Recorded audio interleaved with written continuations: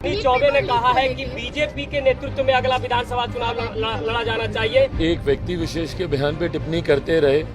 अधिकृत बयान किसका होता है? जो पार्टी के अध्यक्ष होते हैं। विधानसभा के चुनाव में भी बिहार की जनता ने मन बना लिया है। एनडीए की ही सरकार आएगी। मुख्यमंत्री नीतीश कुमार जी के नेतृत्व में एनडीए चुनाव लड़ने जा रहा है और विधानसभा चुनाव परिणामों के बाद बिहार में भी एनडीए की ही सरकार बनेगी।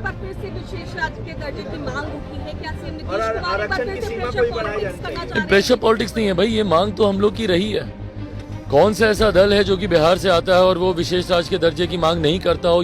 लालू जी, मुझे नहीं पता वो क्यों इस तरीके की बातें कर रहे हैं, जबकि सबसे ज्यादा भुक्तभोगियों में से वो स्वयं रहे हैं। आज भले आप गठबंधन में हैं, पर ये सब कौन है? ये सब वही लोग हैं ना जो जयप्रकाश जी के अनुयायी रहे हैं। बिहार फर्स्ट, बिहारी फर्स्ट की सोच के साथ ही हम लोग आने वाले चुनाव में हम लोग जाएंगे और उसी सोच को और मजबूती देने के लिए विधानसभा चुनाव का आगाज होगा। वो रैली आगाज तो हम कल ही। कि बिहार में आप केंद्रीय मंत्री बने, लेकिन प्रशांत किशोर ने कहा है इस बार नीतीश कुमार की धज्जी उड़ जाएगी, पता लग जाएगा उनको इस बार जनता कहां फेंकेगी। प्रशांत किशोर का बयान है। देखिए, इस तरीके के दावे अक्सर पक्ष विपक्ष दोनों तरफ से किए जाते हैं।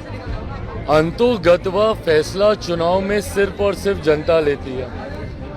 इस बार भी विपक्ष ने कई दावे किए थे लोकसभा के चुनाव में कि खाता नहीं खुलेगा एनडीए का, जीरो पर आउट हो जाएंगे, तमाम तरीके की बातें कही गई थी।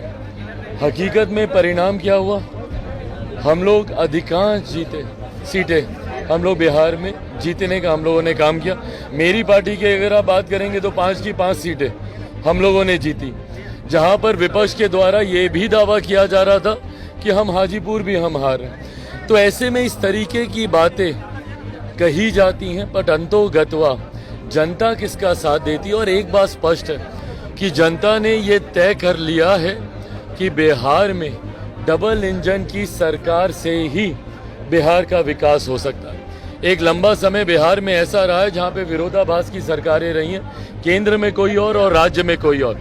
ऐसे में एक लंबे समय के बाद जब बिहार को डबल इंजन की सरकार मिली है, इस सरकार पर बिहार की जनता का विश्वास है। जहां केंद्र के चुनाव में, लोकसभा के चुनाव में हम लोगों के पक्ष में बिहार की जनता ने मतदान करने का काम किया। जो कुछ सीटें भी हम लोग हारे हैं उसमें भी सबको कारण पता है। कहीं ना कहीं उसमें भी हम लोग अगर थोड़ी सी बेहतर तरीके से अगर हम ही लोग चुनाव लड़ते तो परिस्थितियां और बेहतर हो सकती थी। ऐसे में विधानसभा के चुनाव में भी बिहार की जनता ने मन बना लिया है। एनडीए की ही सरकार आएगी। मुख्यमंत्री नीतीश कुमार जी के नेतृत्व में एनडीए चुनाव लड़ने जा रहा है और विधानसभा चुनाव परिणामों के बाद बिहार में भी एनडीए की ही सरकार बनेगी।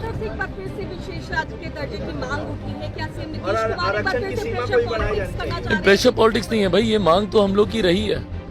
कौन सा ऐसा दल है जो कि बिहार से आता है और वो विशेष राज्य के दर्जे की मांग नहीं करता हो या उस पर अपनी सहमति नहीं देता हो? हम खुद इसके पक्षधर हैं। पर अगर हम ये बोलें कि भैया बिहार को विशेष राज्य का दर्जा देना चाहिए तो हम प्रेशर पॉलिटिक्स कर रहे हैं? नहीं, कतई नहीं। हम लोग जिस सरकार के गठबंधन में हैं, एनडीए का हम लोग हिस्सा हैं। एनडीए का सबसे बड़ा घटक दल भारतीय जनता पार्टी है, जिनके नेता हमारे देश के प्रधानमंत्री हैं, जिसपे हम सबको विश्वास है। ये मांग अगर हम उनसे नहीं करेंगे तो किनसे करेंगे? हम लोग राजनीतिक दल होने के नाते ये भी मानते हैं कि ये नीति आयोग के अधीन ये विषय आता है। नीति आयोग के प्रावधानों के अनुसार इससे पहले जब प्लानिंग कमीशन होता था उसमें फिर भी कई ऐसे रिलैक्सेशंस थे जिसमें कई राज्यों को विशेष राज्य का दर्जा मिलता था। नए प्रावधानों के अनुसार जरूर इसमें कुछ टेक्निकल इश्यूज इसमें हैं, पर उसका भी मिलकर हम लोग समाधान ढूंढेंगे। जो जनता दल यूनाइटेड ने कहा है, ये मांग हम लोग की भी है कि बिहार को जल्द से जल्द विशेष राज्य का दर्जा मिलना चाहिए। अश्विनी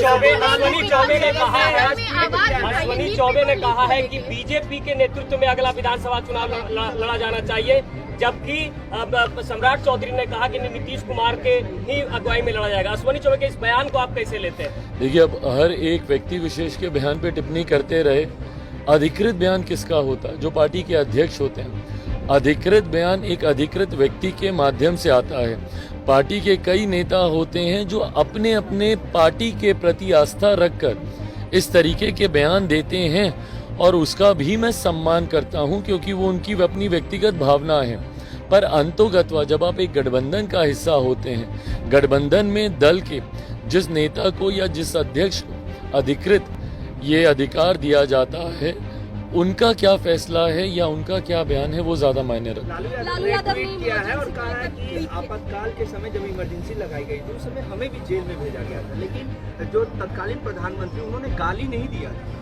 आप जब सदन शुरू हुआ था तो इमरजेंसी को लेकर भी सवाल उठे थे, विपक्ष ने उस पर मौन भी नहीं रखा था। क्या मानते हैं कि क्या लालू यादव का ये पोस्ट किस तरीके से करता है? देखिए, मुझे नहीं पता उन्होंने किस सोच के साथ ये पोस्ट किया है, पर ये वो लोग हैं जिन्होंने मेरे नेता, मेरे पिता आदरणीय रामविलास पासवान जी के साथ इतिहास के उस काले अध्याय का ध्वंस झेला है।